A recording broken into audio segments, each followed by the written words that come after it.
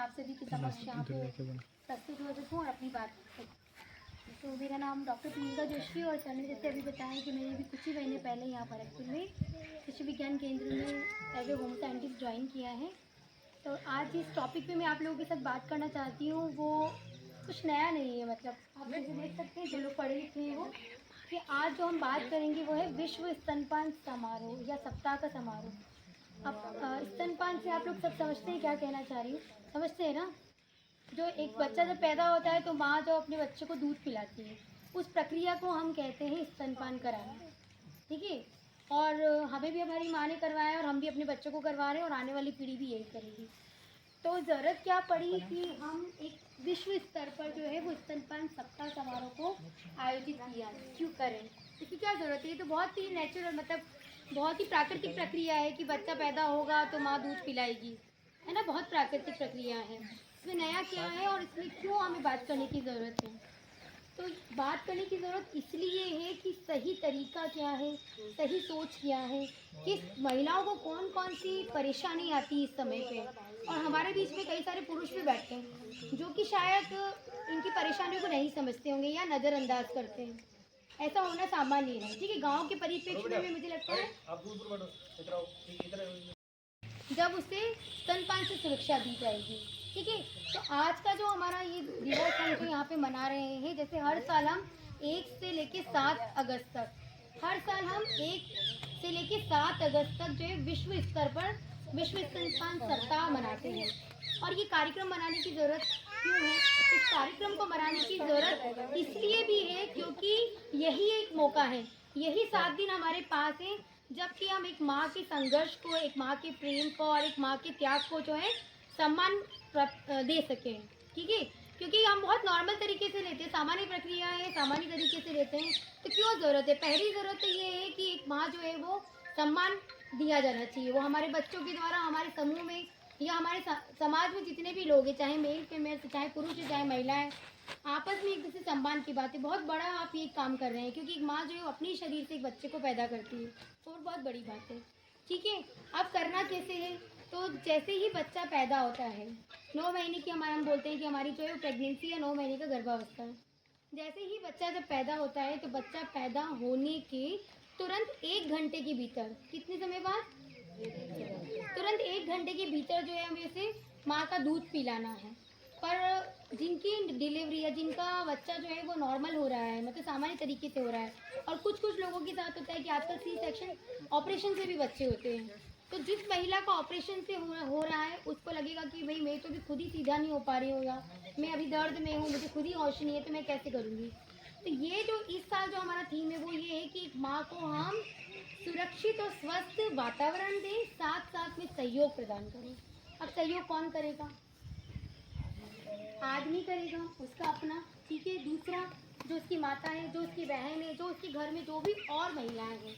अगर हॉस्पिटल में आपकी डिलीवरी हो रही है तो नर्स होगी, एएनएम बेंजी हो सकती है, हमारे यहाँ पे आप देख सकते हैं, आशा वर्कर हो सकती है, डॉक्टर्स हो सकते हैं, और उसके परिवार के लोग। तो सहायता कौन प्रदान करेंगे? हमारे सभी जो हमारे साथ में मौजूद हैं, ठीक है। तो सबसे पहला काम क्या है कि 1 घंटे के भीतर जो है हमें बच्चे को दूध पिलाना है, चाहे हमारी नॉर्मल डिलीवरी हुई हो या फिर हमारा बच्चा जो है वो ऑपरेशन से हुआ है। बहुत ज़रूरी है क्योंकि उसको वरदान के समान कहते हैं, सारी बीमारियों से बचाता है, नंबर तुम डालते हो ना, जितनी भी बीमारियां हैं उससे बचाता है। और कहते हैं कि माँ का दूध पहला टीका। आप लोग बच्चों को पैदा होने पर टीका लगवाते हैं ना, उसका टीका सारणी है, ममता कार्ड होगा। ममता कार्ड पे पहले जन्म के तुरंत बाद है, फिर 1.5 महीने, 2.5 महीने, 3.5 महीने, 6 महीने, 9 महीने, ऐसे करके टीके लगते हैं। तो सबसे पहले अगर अपना दूध पिलाया है तो सबसे बड़ा टीका तो वही है जो सारी बीमारियों से बचाएगा उसको। तो पहली मुख्य बात हमें क्या याद रखनी है कि 1 घंटे के भीतर हमें माँ का दूध पिलाना है। दूसरी बड़ी बात ये है कि उसके जन्म होने से 6 माह तक, कितने समय तक? 6 माह तक, 6 महीने तक सिर्फ और सिर्फ माँ का दूध पिलाना है। क्या पिलाना है?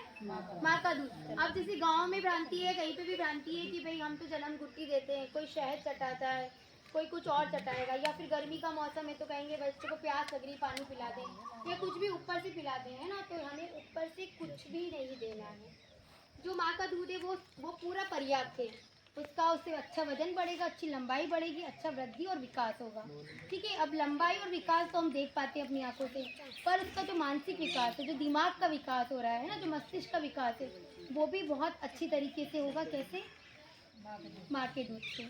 तो शारीरिक विकास को, लंबाई और ऊंचाई को तो हम देख पाते हैं, नोटिस कर पाते हैं, हम काउंट कर पाते हैं, पर जो सामाजिक, जो मानसिक विकास है, वो हम उसकी जब जैसे वो बड़ा होगा तो आप इसकी क्रियाकलापों से देख सकते हैं। तो उसके लिए ज़रूरी है। तो 6 महीने तक सिर्फ और सिर्फ आपको अपना ही दूध पिलाना है, कोई ऊपर से पानी नहीं, कोई ऊपर से दूध नहीं, कोई बकरी का दूध नहीं, कुछ भी नहीं। अगर कोई केस ऐसा है जिसमें कि माँ को दूध नहीं आ रहा है या बच्चे को किसी प्रकार की कोई समस्या है, तब उन सब केसेस में हम डॉक्टर की सलाह से जो है वो ऊपरी आहार पे या ऊपरी दूध पे हम जाएंगे, अपनी मर्जी से नहीं करना है। अब वो तीसरी बात क्या है कि 6 महीने तक सिर्फ और सिर्फ माँ का दूध।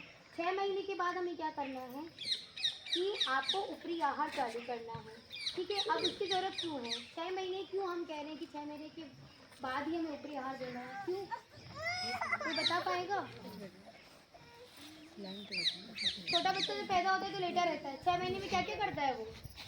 बैठने लगता है, घुटने भी, कुछ बच्चे थोड़े बाहर से तो घुटने भी चलते हैं, और इसके अलावा बहुत सारी क्रियाकलाप, हंसता भी, आपको देख के बात करने की कोशिश करता है ना, तो उसकी क्रियाकलाप दे सकते हैं। अगर बच्चा मीठा पसंद करता है तो उसमें चीनी डाल करके दे सकते हैं, और अगर बच्चे को नमकीन पसंद है तो थोड़ा नमक और काली मिर्ची दे सकते हैं।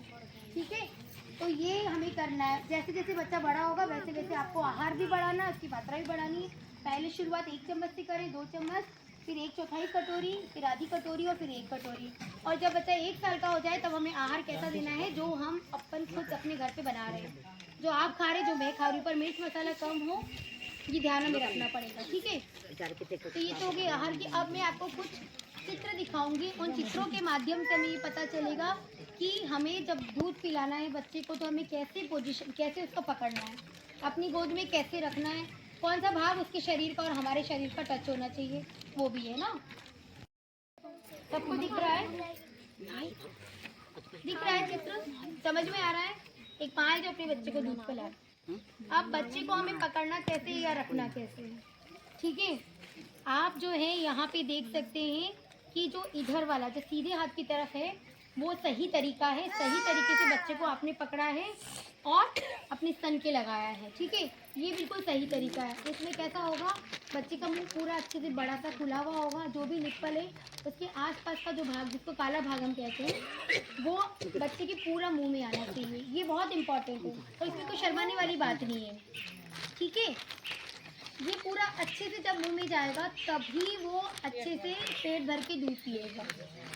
ठीक है, यहाँ पे आप देख सकते हैं उसने पूरा मुंह खोला हुआ है, अच्छे से निप्पल को ले रखा है और अच्छे से वो दूध पी रहा है। इस वाले भाग में आप देखोगे तो क्या है, इसमें उसमें क्या अंतर दिख रहा है? ऊपर से खाली निप्पल है, तो जब निप्पल को प्रेस करेगा, खाली वो बच्चा दबाएगा तो माँ को एक तो दर्द होगा, ऊपर से दूध कहाँ से आएगा? दूध निप्पल में नहीं है, दूध तो अंदर भरा हुआ है, जो कि दबाने से इस तरह से निकलता है। ठीक है, तो जब अगर बच्चा ढंग से उसको पकड़ेगा, ढंग से मुंह में लेगा, तभी वो दूध सही निकलेगा। ये आप चित्र समझ रहे हैं?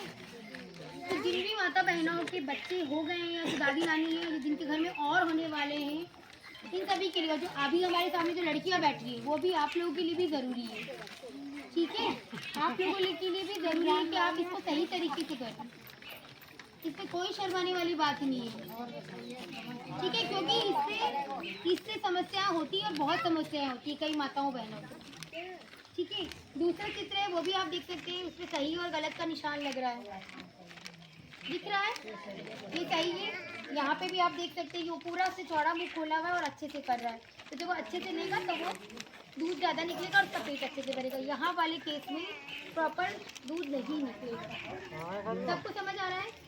इसके बाद जो है आपको कैसे बैठना है या कैसे बच्चे को लेना है, ये भी चित्र है। चित्र के माध्यम से मैं समझाना चाह रही हूँ कि पहले आप उस बच्चे को गोदी में लें, बच्चे को उसका नाक जो है वो दबना नहीं चाहिए। दूसरी इसकी जो थोड़ी है, ये वाला भाग जो है वो तन के टच होना चाहिए, उसका पेट और आपका पेट टच होना चाहिए। हाथों का ध्यान रखना है कि हाथ कहीं से दबे नहीं। अच्छे से इस पोजीशन में ले, बहुत कंफर्टेबल आपके लिए होगा और बच्चे के लिए भी हो। हमेशा जब भी दूध पिलाना है तो आपको बैठ करके ही पिलाना है। सबसे सही तरीका तो यह है कि माँ बैठ करके ही बच्चे को दूध पिलाए। कभी कोई परेशानी है, कोई समस्या है तो आप लेट करके पिला सकते हैं, पर सही तरीका 2-3 ग्रुप बनने चाहिए ब्लॉक के आज की मीटिंग में। अच्छे से होल्ड करना है आपको, फिर आपको पिलाना है। उसके बाद उसको अपने कंधे पर लेकर के थोड़ी देर इस तरीके से थपथपाना है। उससे क्या होगा, डकार आएगी, इसको हम बोलते हैं डकार गिरा। जिस माँ का ऑपरेशन हुआ है तो क्या करेगी, वो एक दूसरा उसको उसके ऊपर ले लेगा छाती के ऊपर और फिर पिलाएगा। ठीक है, समझ आ गया सभी को? अब तो आपके पैसे खर्च नहीं हो रहे। चौथा फायदा क्या हो रहा है कि बच्चे को रोग प्रतिरोधक क्षमता बढ़ रही है, ताकत बढ़ रही है, वो ज़्यादा अच्छे से रहेगा। प्रेगनेंसी के बाद जो मोटापा आता है उससे माँ जल्दी से बॉडी वापस शेप में आ जाएगी। अगर आप ऊपर से दूध पिलाएंगे बच्चों को तो बच्चे भी मोटापे की समस्या ज़्यादा